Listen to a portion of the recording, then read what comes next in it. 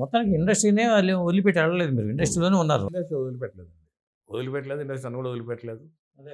ఎప్పుడు ఏమంటారు దాన్ని, అత్తారింటికి పోయిన ఆడపిల్ల పుట్టింటికి వచ్చినట్టుగా మళ్ళీ ఇండస్ట్రీ ఎప్పుడు వచ్చినా మళ్ళీ పిలుస్తూ ఉంటుంది.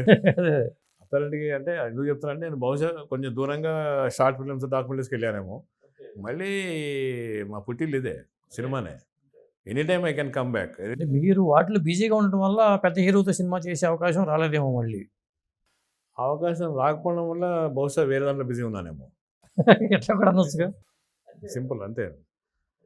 అవకాశం రావడం రాకపోవడం ఏముందండి, అది కుదరాలి. అది అదే కుదరాలి. కుదరాలి.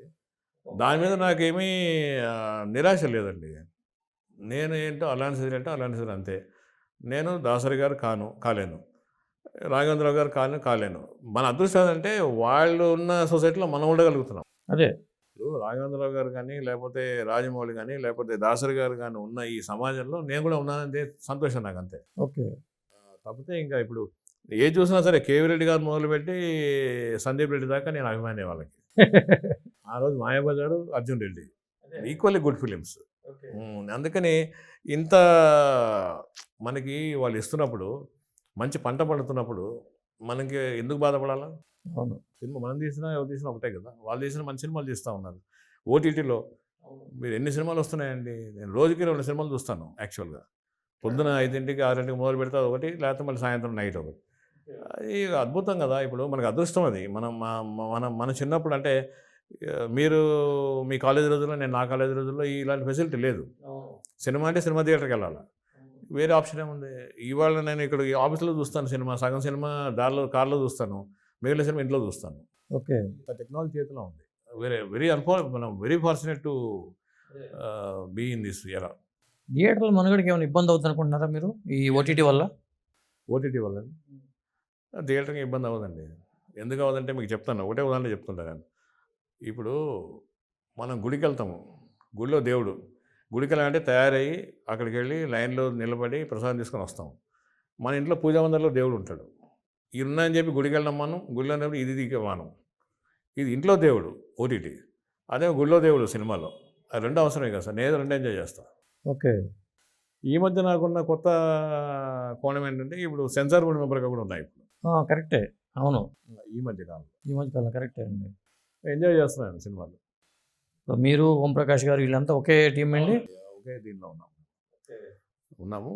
అంటే అప్పుడప్పుడు పిలుస్తుంటారు, పిలిచినప్పుడు సినిమాలు చూస్తాము, మన అభిప్రాయం చెప్తాము, నీట్గా చెప్పి వచ్చేస్తాము. కానీ ఈ సెన్సార్ చూసిన వాళ్ళు సెన్సార్ టక్కని బయటికి లీకులు వస్తూ ఉంటే, ఆ లీకుల్లో నిజాలు ఏమైనా ఉంటాయండి, లేకపోతే? నిజాలు ఏమి ఉండవు సార్ అందులో.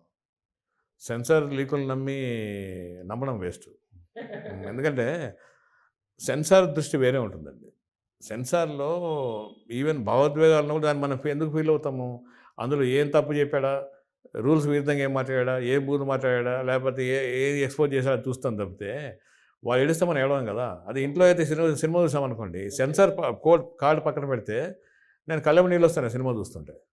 కానీ సెన్సార్ బోర్డు మెంబర్గా నాకు కళ్ళెపు నీళ్ళు రావు. ఓకే. అటెంటివ్గా ఉంటాం, ఏదైనా మిస్ అవుతామా, ఏమైనా చేస్తామా, వదిలేస్తామా అని, అంతే. కాబట్టి మీకు సినిమా బాగుందా లేదా తెలీదు. తెలీదు.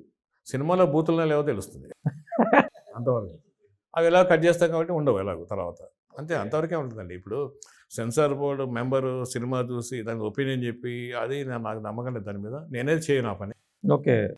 చేసిన వాళ్ళు నాకు తెలియదు, బట్ అది కరెక్ట్ కూడా కాదు. ఏమో ఈ బూతులు కట్ చేయకుండా మేనేజ్ చేస్తారనే టాక్ కూడా ఉంది.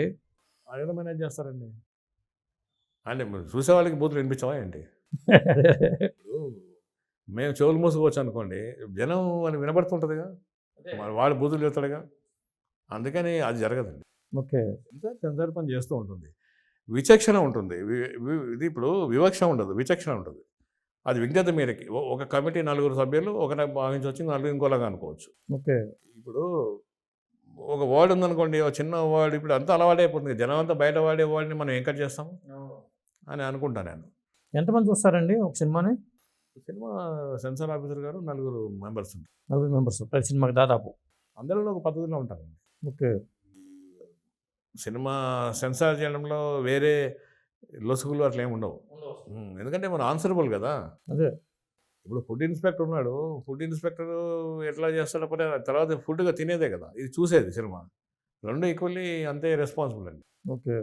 ఇప్పుడు బూతులు వదిలేస్తే అది జనాల్లోకి వస్తాయి కదా మరి. అందుకని అది అది పాసిబుల్ కాదు.